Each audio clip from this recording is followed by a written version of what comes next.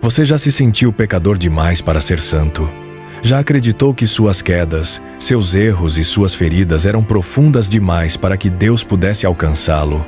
Já pensou que havia atravessado uma linha invisível, um ponto sem retorno, onde a misericórdia divina não poderia mais chegar?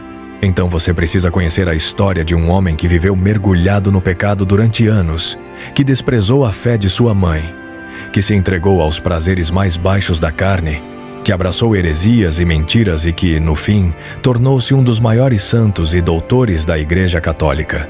Um homem cujas palavras ainda ecoam pelos séculos, transformando corações e apontando para a luz de Cristo. Um homem que provou que a graça de Deus é infinitamente maior que qualquer pecado. Seu nome era Agostinho, e a sua conversão nos ensina que nenhuma alma está perdida demais para a graça de Deus. Agostinho nasceu no ano 354, na cidade de Tagaste, no norte da África Romana, onde hoje fica a Argélia. Seu pai Patrício era um pagão de temperamento forte e explosivo, um homem que só viria a se converter ao cristianismo nos últimos anos de vida. Sua mãe, Mônica, era uma mulher de fé profunda, inabalável, uma católica fervorosa que desde cedo consagrou o filho a Deus e nunca deixou de acreditar que ele seria salvo.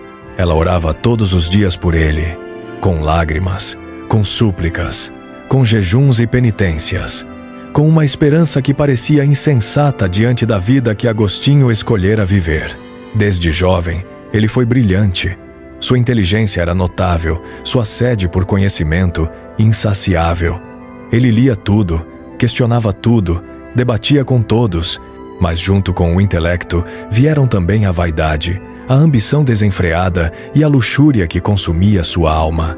Aos 17 anos, partiu para Cartago, uma cidade vibrante, rica e profundamente imoral, onde se entregou a todos os prazeres que o mundo podia oferecer. Ele mesmo escreveria mais tarde, com dor e sinceridade: cheguei a Cartago, e ao meu redor fervia uma caldeira de amores impuros. Agostinho viveu por anos em concubinato com uma mulher, teve um filho fora do matrimônio, afastou-se completamente da fé católica e mergulhou em filosofias que prometiam verdade, mas que o deixavam cada vez mais vazio e angustiado. Por 9 longos anos, aderiu ao maniqueísmo, uma heresia perigosa que pregava a existência de 2 deuses, um do bem e outro do mal, e que negava a responsabilidade humana pelo pecado. Era uma doutrina confortável para quem não queria mudar de vida. Agostinho acreditava estar buscando a verdade, mas estava apenas fugindo de Deus e de si mesmo. Mas Deus nunca desistiu dele, e nem sua mãe. Mônica seguiu o filho até a Itália, atravessando o Mediterrâneo, deixando para trás tudo o que conhecia. Ela jejuava, chorava, rezava sem cessar, dia e noite. Em um momento de profundo desespero, procurou um bispo e implorou que ele falasse com Agostinho, que o ajudasse a sair do erro, que o arrancasse das garras da heresia. O bispo, vendo o sofrimento daquela mãe santa, vendo as lágrimas que não paravam de correr, disse-lhe algo que se tornaria profético: vá em paz, mulher. É impossível que pereça o filho de tantas lágrimas. Em Milão, Agostinho começou a ouvir as pregações de Santo Ambrósio, o bispo da cidade, um homem de imensa sabedoria, de eloquência incomparável e de santidade reconhecida por todos. Inicialmente, Agostinho ia apenas para admirar a retórica do pregador, para analisar sua técnica oratória, sem nenhum interesse real pela fé. Mas as palavras de Ambrósio, iluminadas pelo Espírito Santo, começaram a tocar algo muito fundo dentro dele. Pela primeira vez, Agostinho começou a perceber que a fé católica não era uma crença cega e irracional, mas uma resposta profunda, lógica e bela às questões mais fundamentais da existência humana. Ainda assim, ele resistia. Seu coração estava violentamente dividido. Ele desejava a verdade, mas também desejava os prazeres. Ele queria a conversão, mas não agora, não ainda. Ele sabia que se converter significaria renunciar a tudo o que havia construído, a todos os vícios que o acorrentavam. E então orava, com uma sinceridade cruel: Senhor, dá-me a castidade e a continência, mas não já. Então veio o dia que mudaria tudo, o dia em que o céu respondeu: Era o verão de 386. Agostinho estava em um jardim, em Milão, na casa de um amigo, atormentado por uma crise interior violenta e dolorosa. Ele sabia que precisava escolher ou Deus, ou o mundo, ou a luz, ou as trevas, mas não conseguia romper as correntes invisíveis que o prendiam. Chorava, gritava, debatia-se consigo mesmo. E, de repente, ouviu uma voz de criança, vinda de uma casa próxima, cantando repetidamente, com uma melodia simples e clara: tole, lege, tole, lege, toma e lê, toma e lê. Ele parou. Sentiu, no mais profundo de sua alma, que aquilo não era coincidência. Era um sinal de Deus. Correu até onde havia deixado as Sagradas Escrituras, abriu ao acaso e leu as primeiras palavras que seus olhos encontraram. Era a carta de São Paulo aos Romanos, capítulo 13, versículos 13 e 14.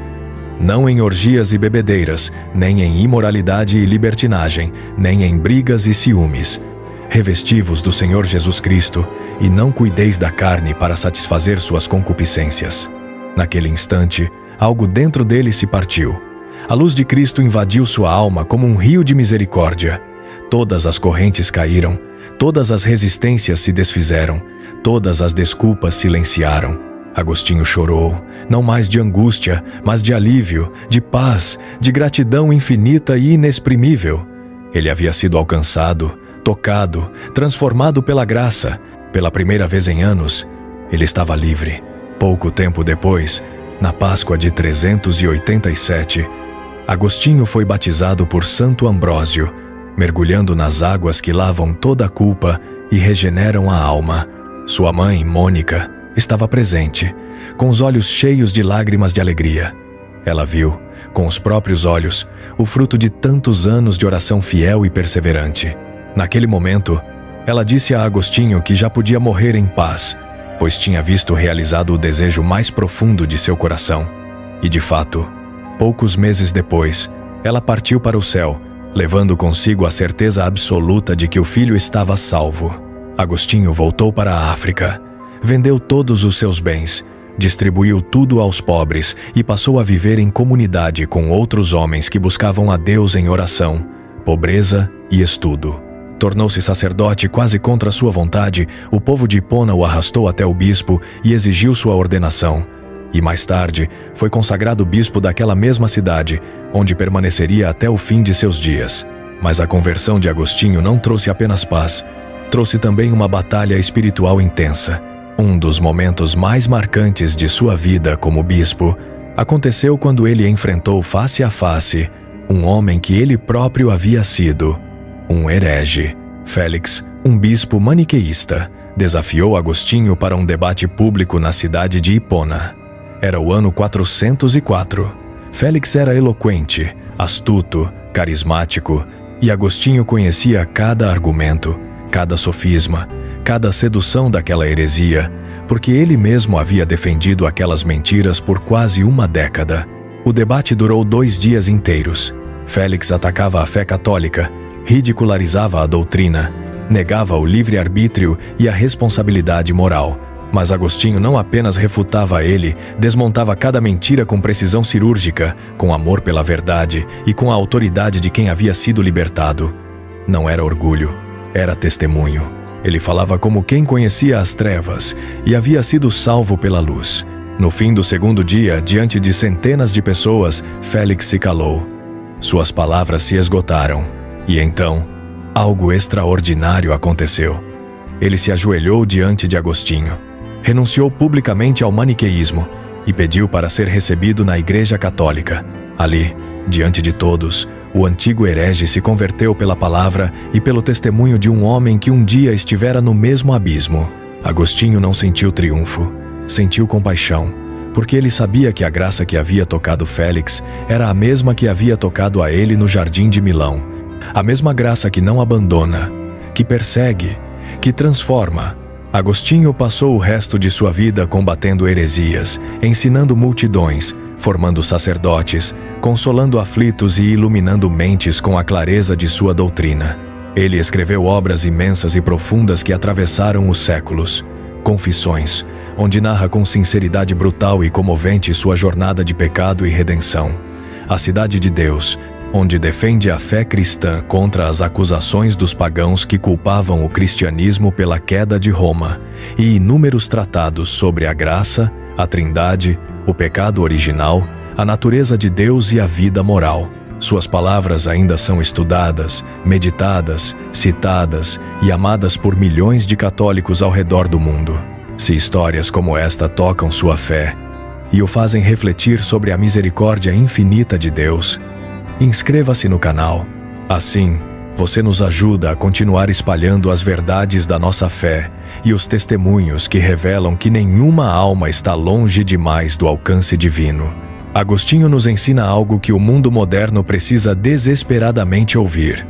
Não importa quão fundo você tenha caído, não importa quantas vezes você tropeçou, não importa o peso esmagador dos seus pecados, a graça de Deus é sempre maior. Ele nos mostra que santidade não é ausência de queda, não é perfeição imediata, mas a coragem de se levantar, de se arrepender, de se converter, de dizer sim a Deus com todo o coração, mesmo quando tudo parece perdido. Ele, que foi escravo dos vícios mais baixos, tornou-se doutor da graça. Ele, que fugiu de Deus por mais de 30 anos, tornou-se um dos seus maiores defensores. Ele, que desprezou a fé de sua mãe, tornou-se um dos pilares da Igreja Católica. E tudo isso porque acreditou que a misericórdia divina era real, concreta, poderosa, e porque sua mãe nunca, jamais, deixou de rezar por ele. Santo Agostinho morreu no ano 430, aos 76 anos de idade. Enquanto a cidade de Hipona estava sendo sitiada pelos vândalos que invadiam o Império Romano, o mundo ao seu redor desmoronava, mas suas últimas palavras não foram de medo, desespero ou amargura, foram de paz profunda. Ele sabia, com absoluta certeza, que estava voltando para a casa do Pai, que estava indo ao encontro daquele que o havia buscado, esperado e amado desde sempre. E antes de partir, deixou-nos uma das frases mais belas, mais verdadeiras e mais consoladoras já escritas na história da humanidade. Fizeste-nos para ti, ó Senhor, e inquieto está o nosso coração enquanto não repousa em ti. Que o exemplo de Santo Agostinho nos lembre que nunca, jamais, é tarde demais para voltar. Que as orações incansáveis de Santa Mônica nos ensinem a nunca desistir de quem amamos, por mais distantes que pareçam estar, e que a misericórdia infinita de Deus nos console com a certeza absoluta de que, não importa onde estejamos, não importa o que tenhamos feito, Ele está sempre nos esperando de braços abertos, pronto para nos acolher, nos perdoar e nos transformar em santos.